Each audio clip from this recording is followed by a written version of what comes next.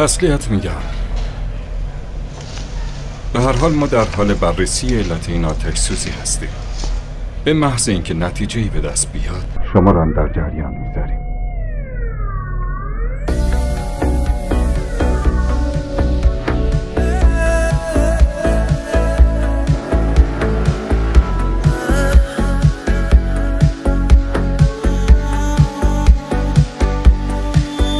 میخواستم و نشد تو قلبم، همون جایی بمونی که بودی، همون قدری که از تو دورم.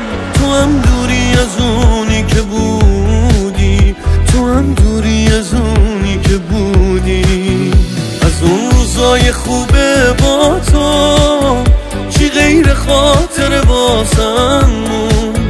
توی لحظه غرورت آخر تمام لحظه هامونو سوزون، تمام لحظه هامونو سوزون. این شبا بی تو چه طولانیه، بی هوات یه سال هر ثانیه.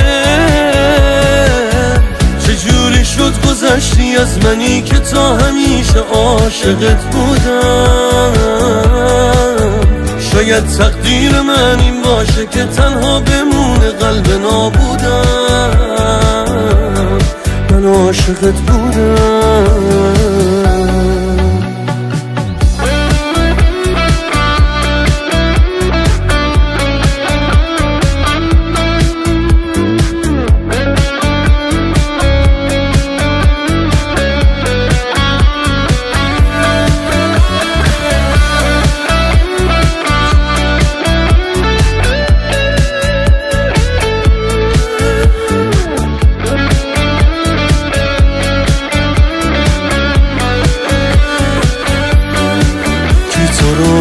از من گرفت کی بغض تو گردن گرفت، بدون تو از دیدن فردا ببین دل کندم و تو میری که پشت سرت راهی کنم آیندم و آیندم و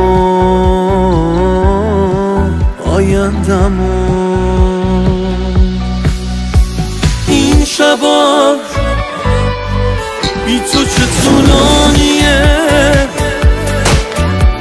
بی هوات یه سال هر ثانیه.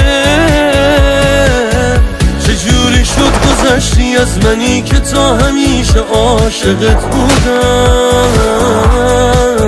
شاید تقدیر من این باشه که تنها بمونه قلب نابودم. من عاشقت بودم.